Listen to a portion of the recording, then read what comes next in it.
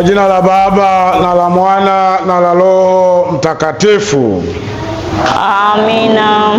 Bwana awe nanyi.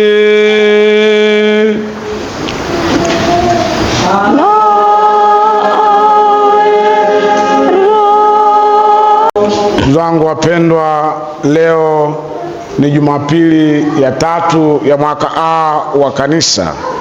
Jumapili ya leo neno la Mungu linatualika tutoke gizani na kuingia katika nuru ya Kristo. Masomo yote matatu yanaungana katika ujumbe mmoja: Kristo ndiye nuru, Kristo ndiye mwito wa toba na umoja na utume. Na hivi tunaalikwa leo sisi tuwe nuru, na tukawe nuru katika familia zetu, jumuiya zetu, na sehemu zote ambazo sisi kama Wakristo tunakuwepo, basi tunaombwa kuwa nuru. Ndugu zangu, mara nyingi pale ambapo tumekuwa ni chanzo cha giza kwenye jumuiya yetu, chanzo cha giza kwenye mitaa yetu na familia zetu, tumuombe Mwenyezi Mungu kibali cha kuendelea kumuomba toba na kuadhimisha ibada hii ya misa takatifu. Tuombe.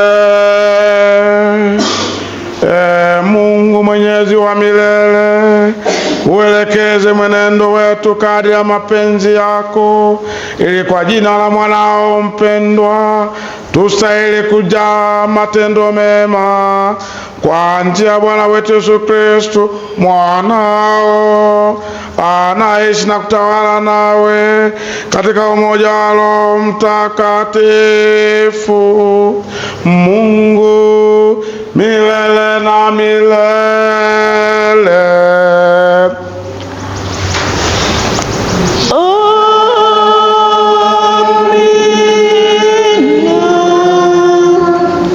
Amina. Awe nanyi.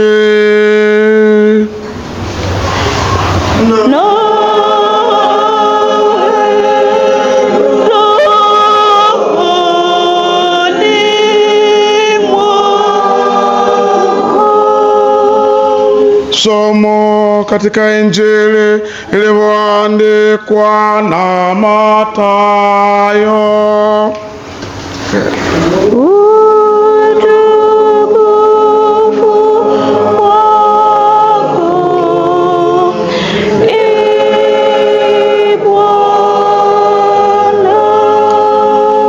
Mathayo sura ya 4 aya ya 12 hadi 23. Basi Yesu aliposikia ya kwamba Yohane amefungwa, alikwenda zake mpaka Galilaya, akatoka Nazareti akaja akakaa Kapernaum, mji ulioko pwani mipakani mwa Zabuloni na Naftali, ili itimie neno lililonenwa na nabii Isaya akisema, nchi ya Zabuloni na nchi ya Naftali, njia ya habari ng'ambo ya Yordani, Galilaya ya mataifa. Watu wale waliokaa katika giza wameona mwanga mkuu, nao waliokaa katika nchi na uvuli wa mauti mwanga umewazukia. Tokea wakati huo Yesu alianza kuhubiri na kusema, tubuni, kwa maana ufalme wa mbinguni umekaribia. Naye alipokuwa akitembea kando ya bahari ya Galilaya, aliona ndugu wawili, Simoni aitwaye Petro na Andrea nduguye, wakitupa jarife baharini, kwa maana walikuwa wavuvi. Akawaambia, nifuateni, nami nitawafanya kuwa wavuvi wa watu. Mara wakaziacha nyavu zao wakamfuata. Akaendelea mbele, akaona ndugu wengine wawili, Yakobo wa Zebedayo na Yohana nduguye, ambao walikuwamo chomboni pamoja na Zebedayo baba yao, wakizitengeneza nyavu zao. Akawaita, mara wakaziacha wakakiacha chombo na baba yao wakamfuata. Naye alikuwa akizunguka katika Galilaya yote, akifundisha katika masinagogi yao na kuhubiri habari njema ya ufalme na kuponya ugonjwa na udhaifu wa kila namna katika watu. Neno la Bwana. Yesu Kristo. Amina. Hivi ni habari ya mwaka mpya, siku ishaonana nyinyi? Mwaka tangu uzinduke? Heri ya mwaka mpya. Asante na kwako pia. Asante. Mimi niliwamisi jamani, nyinyi hamjanimisi? Tumekumisi sana. Basi vigelegele kumisiana.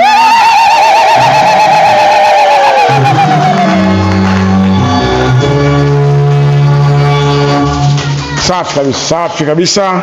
Ndugu zangu, tangu mwanzo ambapo nimetoa maelekezo kwamba hii ni Jumapili ya 3 ya mwaka A wa kanisa, na masomo yote matatu yanaonyesha kuwa Kristo ndiye nuru, Kristo ndiye mwito wa toba na umoja na utume. Na hivyo sisi kama Wakristo tunaalikwa kuwa nuru ya kweli kwa wenzetu.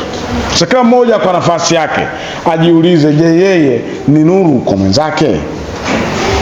Muulize mwenzako, wewe ni nuru? Wewe ni nuru? Au wewe ni giza? Kama ni giza, Kristo leo anatualika tutoke kwenye hayo mambo, tuwe nuru kwa kila mmoja.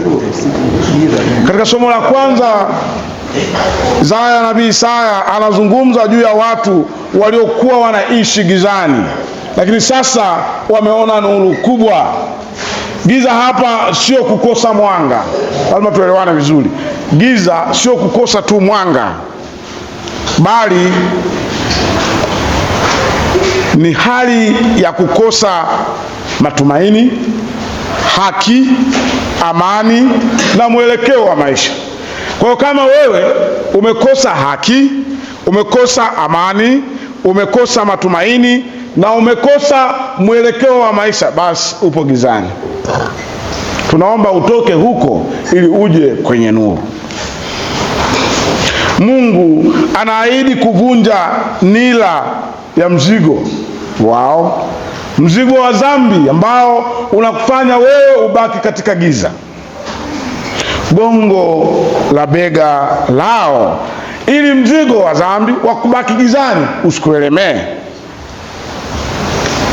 na fimbo ya uonezi wao, ili wanaokuonea, wanaokuacha ubaki gizani kwa sababu tu ya hila na fitina zao, waache ili uone nuru ya kweli. Mizigo ya umaskini, migawanyiko, vita na dhambi.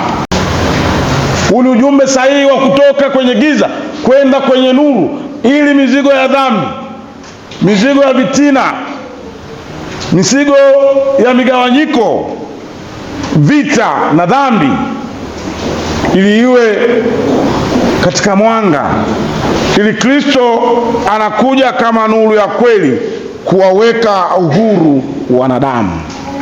Lakini swali la msingi, ndugu zangu waamini, tunaweza tukajiuliza, je, sisi tunasaidiaje wengine waione hiyo nuru?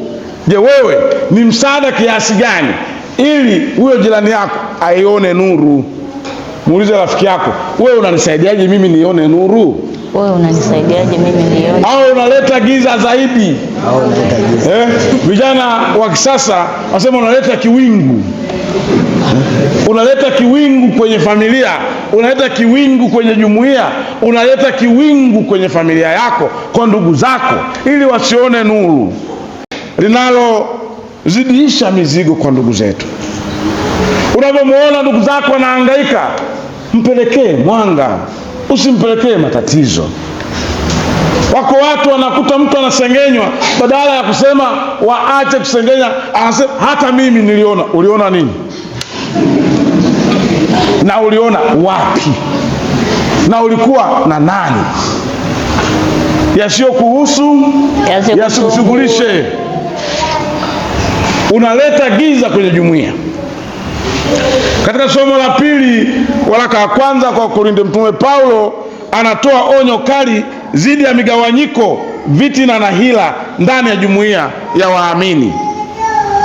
Wako watu ambao wanazigawanya jumuiya ndogo ndogo, wanamiliki jumuiya ndogo ndogo, pasipo yeye hakuna kinachofanyika. Kwa akiugua na jumuiya inaugua, huyo yupo gizani.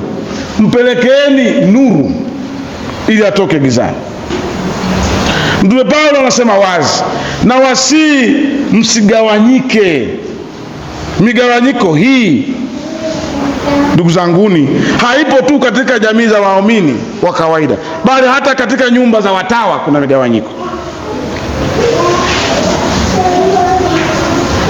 Na viongozi wa kanisa, tunapotengeneza makundi katika kanisa, tunatengeneza manunguniko katika kanisa na vitina, tunamgawa Kristo. Tunamgawa Kristo mwenyewe.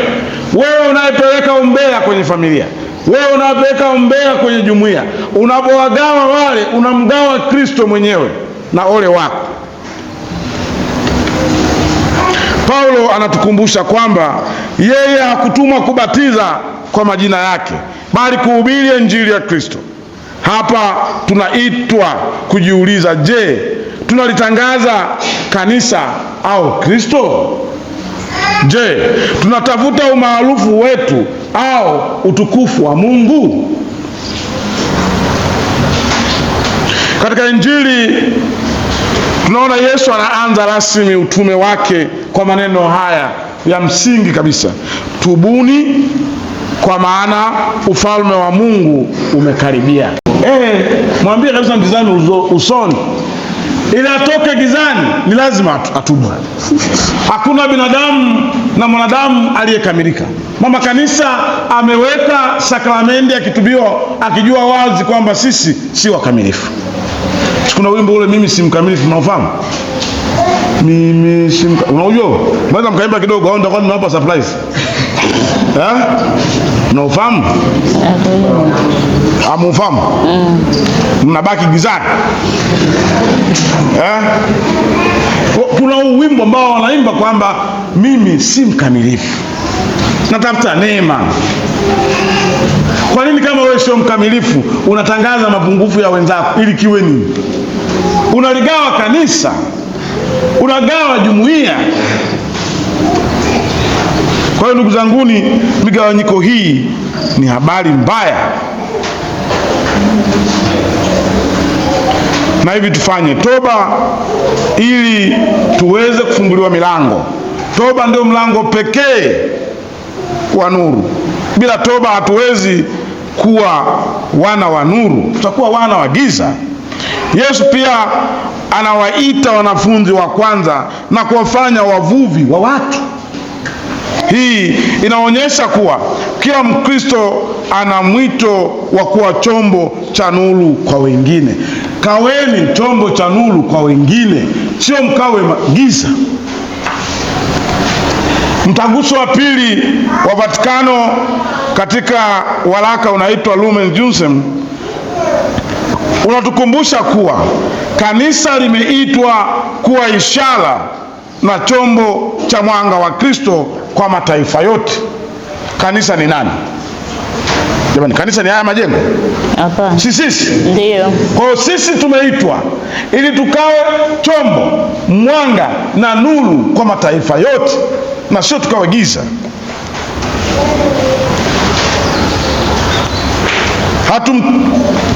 Hatumtangazi sisi wenyewe, tunamtangaza Kristo aliye mwanga wa ulimwengu. Hatuendi kwenye ulimwengu tukajitangaze sisi, bali tukamtangaze Kristo aliye nuru ya kweli, mwanga wa kweli katika familia zetu. Ndugu zangu wapendwa, tatizo la leo na dunia ya sasa ni kwamba mara nyingi tunajitangaza sisi, hatumtangazi Kristo. Na ndio maana kwenye familia kuna mfarakano. Baba haongei na mama, mama haongei na mmeo, mume huongei na mke wako, mnapishana kama ng'ombe tu kwenye jumuiya mle ndani.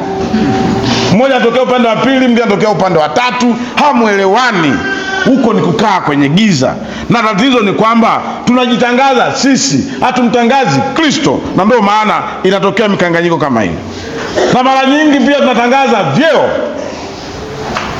tunatangaza makundi kwenye jumuiya zetu, tunatangaza makundi ya ajabu kwenye makanisa, makundi yasiyoleta nuru, makundi yanayosengenya waumini, makundi yanayobagua waumini.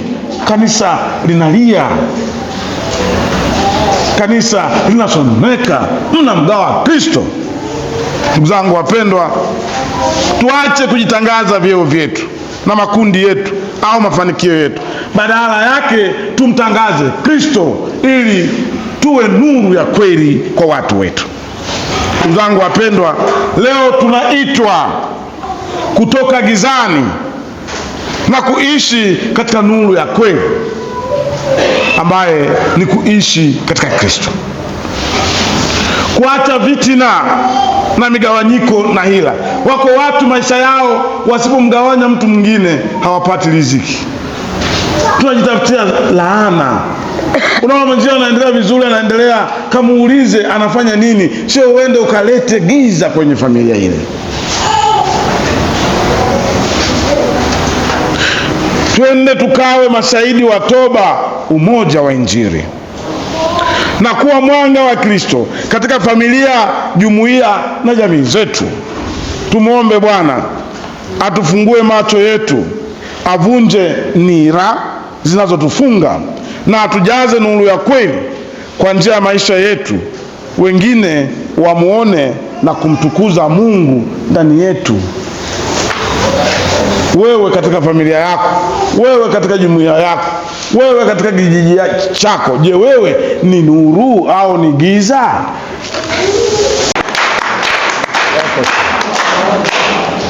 Grazie a tutti voi che mi ospitate. Asema asante sana kwa ninyi wote kwa kumkaribisha.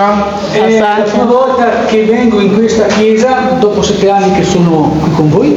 Hii ni mara ya kwanza nakuja kwenye kanisa hili baada ya miaka 7 ambayo daima tuko pamoja zaidi. Asante.